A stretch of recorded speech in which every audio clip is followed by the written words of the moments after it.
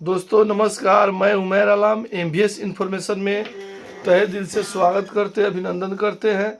मुझे उम्मीद है कि आप स्वस्थ होंगे, मस्त होंगे और व्यस्त जरूर होंगे, क्योंकि दोस्त आज जो एक मैं बहुत ज़बरदस्त टॉपिक पर आप लोग के बीच में मैं बात करने आया हूँ, स्पेशल दिव्यांग विधवा और बुढ़ा पेंशन के बारे में।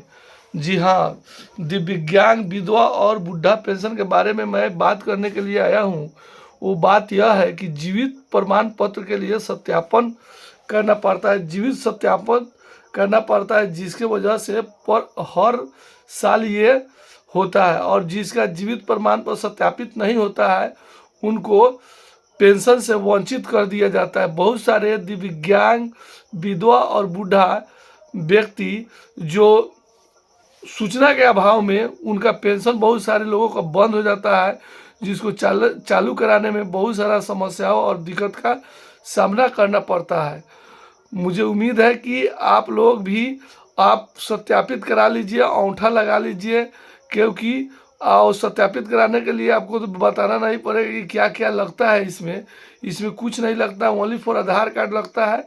और आधार कार्ड ले जाइए CSP यानी ग्राहक सेवा केंद्र के पास, यानी जहाँ कंप्यूटर से ऑनलाइन पैसा निकलता है वहाँ पे जाइएगा और वहाँ जाकर आप अंगूठा लगा दीजिए।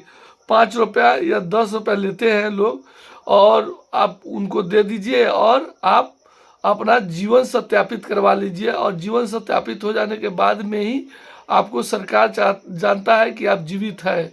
बहुत सारे तबीयत खराब हो जाता है, जिसका बहुत सारी बीमारी हो जाता है बूढ़ा लोग को और दिव्यांग लोग की, वो अगर वो सत्यापित नहीं कराता है तो सरकार आपको जानता है कि आप मर चुके हैं, यानी कि आपका मृत्यु हो चुका है। तो यही इसीलिए इस चीज़ को जीवन सत्यापित कराने के लिए ये सिस्टम चलाई गई है। बहुत सारे पहले होता था क्या कि आदमी मर जाने के बाद में भी ऑफलाइन पहले पैसा मिलता था, तो बहुत सारे लोग पैसा उठा लेता था बहुत दिनों तक, जिसकी वजह से सरकार को बेवजह का इतना पैसा खर्चा करना पड़ता था।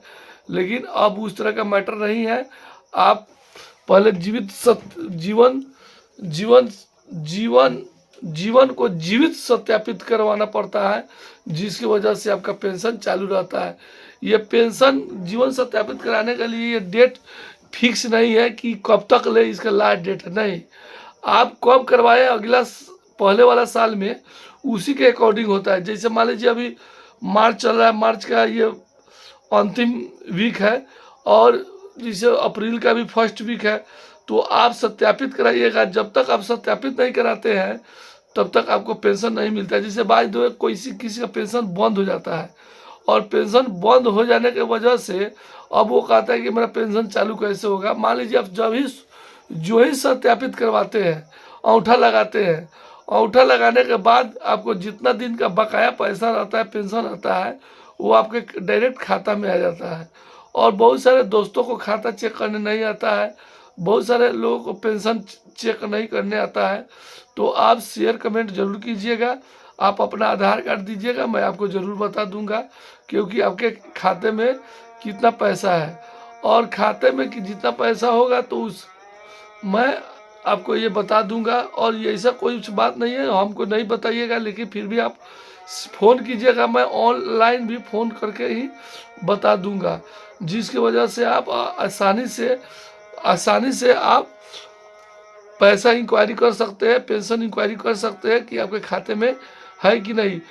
इंक्वायरी करने के लिए क्या करना पड़ता है, आपको ई लाभार्थी उस पर लिखिएगा और उसमें ऑप्शन आता है अकाउंट नंबर का, आधार कार्ड का। मैं बहुत सारे दोस्तों को बता दिया, वो खुद अब इंक्वायरी कर लेता है, चेक कर लेता है कि मेरे खाते में कितना बकाया राशि है। मुझे उम्मीद है कि मैं सरल भाषा में यानी साधारण भाषा में आपको समझाने का प्रयास किया और आपको बहुत अच्छा लगा होगा। और आपसे उम्मीद यही है कि उमर भाई को यानी कि एमबीएस इन्फॉर्मेशन चैनल को सपोर्ट जरूर कीजिए, क्योंकि आप लोग जाकर पेंशन का सत्यापित जरूर करवा लीजिए, जीवन सत्यापित करवा लीजिए, क्यों नहीं तो आपका पेंशन बंद हो जाएगा, जिसकी वजह से बहुत सारा समस्या का सामना करना पड़ सकता है। तो उम्मीद है कि आप बहुत अच्छे होंगे, स्वस्थ होंगे, मस्त होंगे।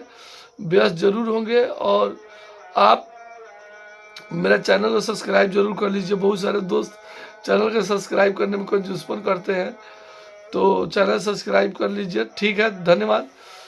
Best of luck, have nice day.